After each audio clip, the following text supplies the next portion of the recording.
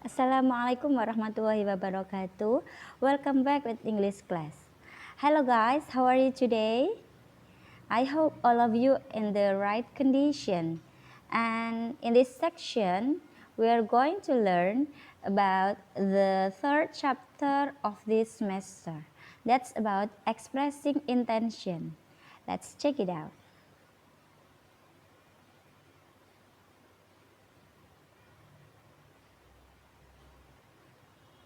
Okay, the first side, I would like to tell you about the definition of expressing intention itself.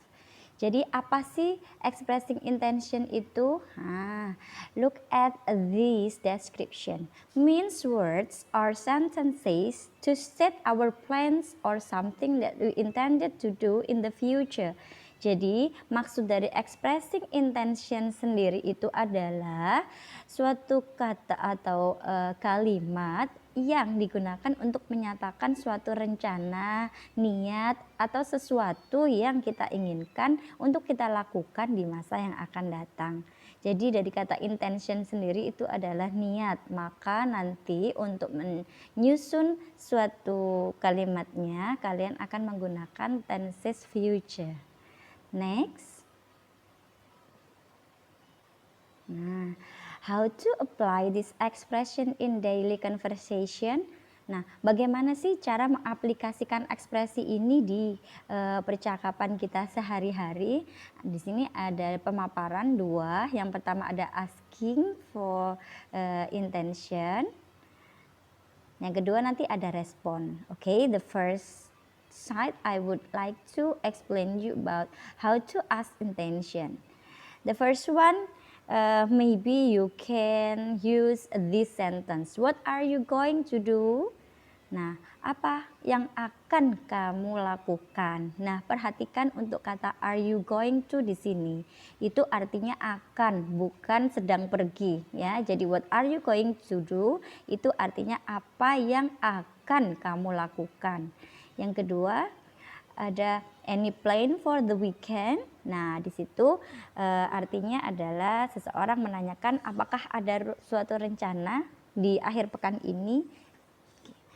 Next, are you thinking of? Nah, apakah kamu berpikir akan sesuatu? Nah, di sana juga dalam artian menanyakan niat seseorang dalam melakukan sesuatu atau suatu rencana.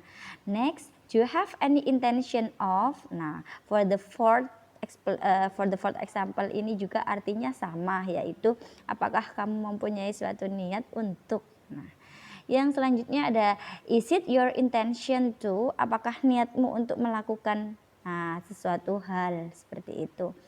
For the second explanation, here for you for the response of asking intention.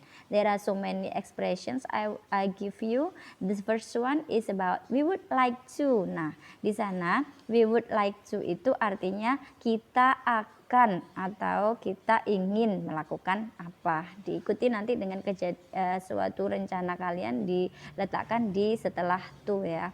The next one, he will. Nah, he will di sini untuk subjeknya saya ambil he. Jadi kalau misalnya kalian membutuhkan subjek lain boleh disesuaikan. Will juga artinya akan. Jadi langsung diikuti dengan niat atau rencana kalian. Next yaitu she would rather. Nah, di sini ada kata would rather itu artinya lebih suka. Jadi di sini juga menyatakan suatu niat atau rencana, tapi lebih ke arah memilih sesuatu yang lebih kalian suka. Kemudian ada my mother is going to. The next one I'm going to. Nah di sini my mother atau ibuku atau saya akan apa? Diikuti dengan rencana kalian. Kemudian I'm planning to. Nah, saya sedang merencanakan apa? Selanjutnya ada I will make an effort to. Nah, saya akan membuat suatu usaha atau niat untuk melakukan sesuatu. Apa itu? Nah, I'm thinking of. Saya sedang memikirkan akan. Nah, itu juga kan merencanakan sesuatu. Selanjutnya ada I reckon I will. Nah, Kemudian I have every intention of. Nah, saya mempunyai niat untuk, sama halnya dengan yang terakhir yaitu I fully intended to. Nah, jadi pemaparan untuk asking intention atau respons yang tersaji dalam slide yang bisa yang kalian lihat di sana itu hanya review dari saya. Kalian juga bisa mengimprove-nya melalui sumber yang kalian miliki, contohnya mungkin buku paket atau juga dari internet. Seperti itu. For the next explanation, that's about formula verbal. Nah, di sini kalian akan mempelajari tentang rumus-rumus yang bisa kalian gunakan untuk menyusun suatu kalimat yang akan kalian gunakan untuk menjelaskan intention atau niat seseorang. Nah, di sini ada emoticon di sana, remember me please. Nah, di situ artinya ingat aku ya. Kenapa harus diingat? Karena di sini adalah rumus yang wajib digunakan. Jadi wajib untuk kalian mengingatnya ya. The first one atau yang pertama, kalian bisa menggunakan shall atau will. Nah, apa sih artinya shall atau will? Di situ artinya akan ya. Untuk artinya adalah shall atau will ini digunakan untuk menjelaskan suatu aktivitas yang dilakukan pada waktu yang akan datang, namun belum terencana atau belum pasti atau juga belum diketahui waktu spesifiknya. Nah, perhatikan untuk rumus yang pertama, di sana ada positif. As usual, there is also negative and interrogative. The first one is positive, subject plus shall atau or will plus verb one. Nah, di sana setelah kalian menggunakan kata menggunakan subjek, kemudian kalian ikuti dengan kata shall atau will, pilih salah satu, kemudian diikuti dengan verb one atau kata kerja bentuk pertama atau juga kata kerja yang paling dasar sendiri. Nah, dalam pengaplikasian ini tidak boleh menggunakan verb lain selain verb one. Jadi kalau misalnya kalian menggunakan verb 2 atau verb 3 atau bahkan verb ing, itu nanti tidak boleh ya. Jadi harus menggunakan verb one. The next one is about negative sentence. Jadi untuk kalimat negatifnya di sini ada subject, shall atau will plus not plus verb one. Jadi nanti untuk will not atau shall not-nya boleh juga disingkat ya, tapi jika kalian kesulitan dalam menyingkat ya ditulis biasa saja.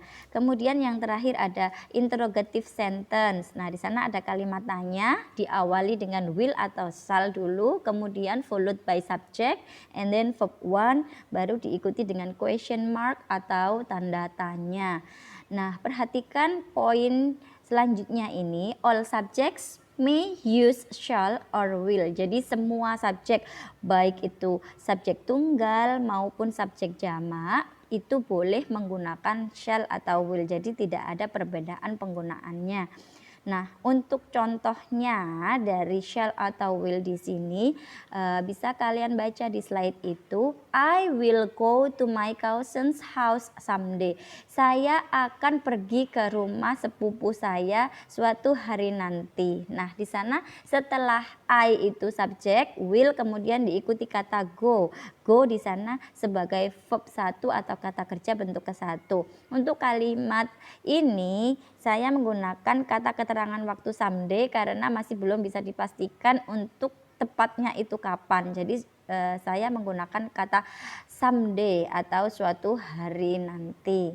Okay, is it clear guys? For the next one, ini rumus yang kedua, ada kata save me in your mind please. Nah, apa sih artinya save me in your mind please? Ingat aku ya di benakmu. Nah, berarti ini juga wajib kalian ingat. Oke.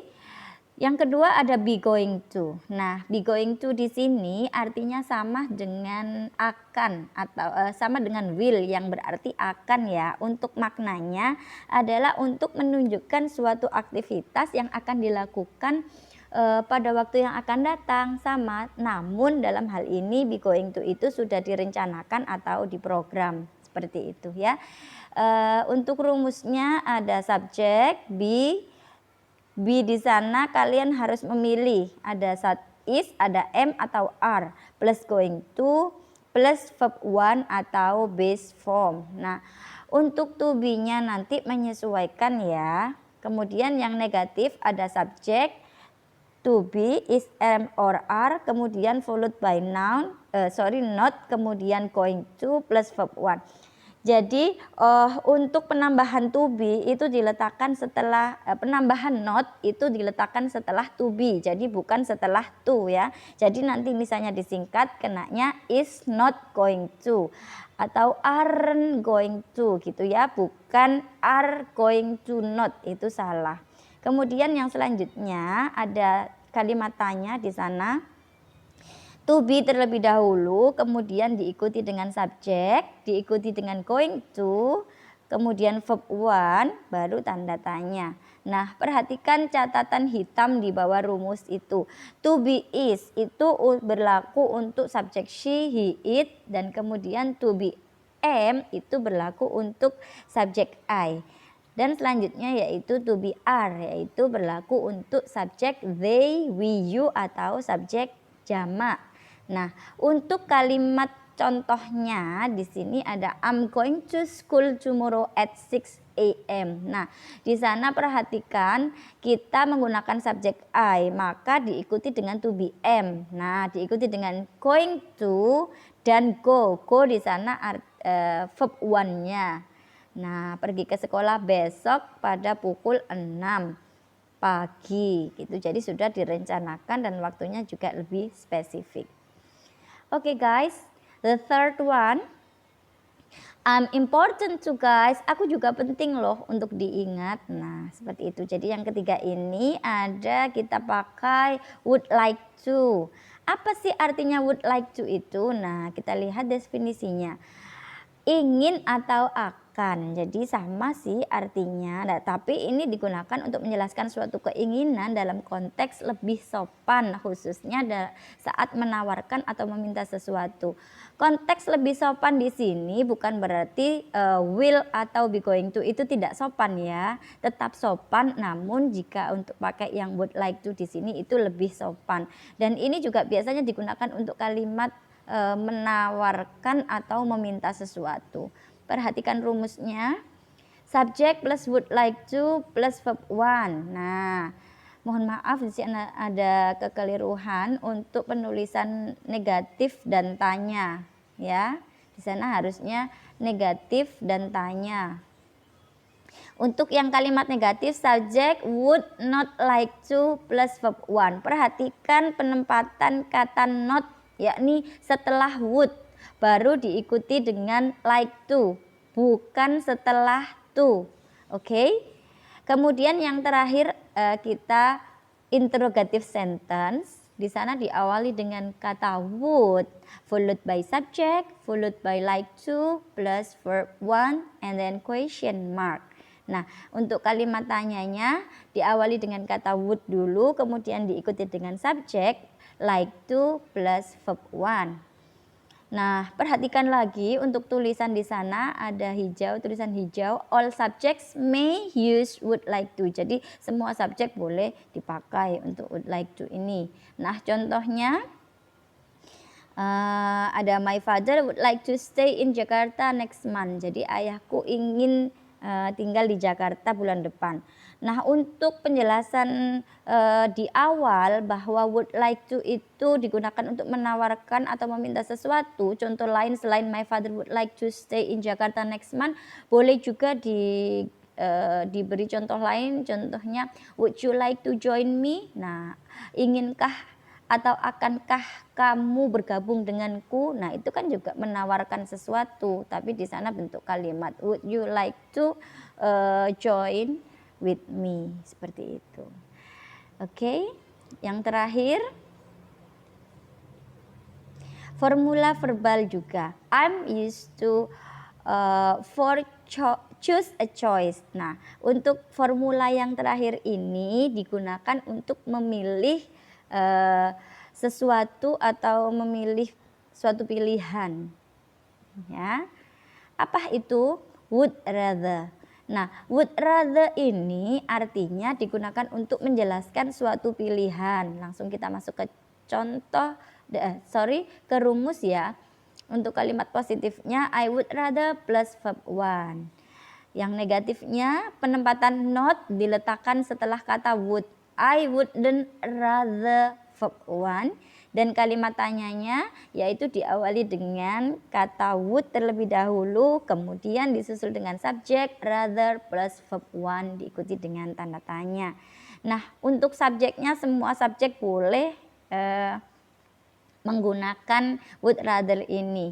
Nah, untuk kalimatnya di sini I would rather stay at home than go out. Perhatikan kalimat ini. Jadi yang saya jelaskan untuk menjelaskan bahwa would rather ini digunakan untuk menjelaskan suatu pilihan, maka di sana biasanya diberi perbandingan.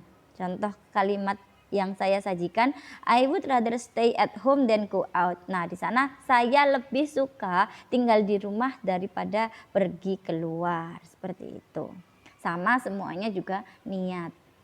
Nah, untuk yang selanjutnya di sini ada dialog expression of intention. Jadi ini bentuk dialognya dari expression of intention itu sendiri. Perhatikan ada Santi. So, what about you Bayu? Do you have any plans? Nah, di sana ada artinya ya. Jadi bagaimana denganmu Bayu? Apakah kamu punya rencana?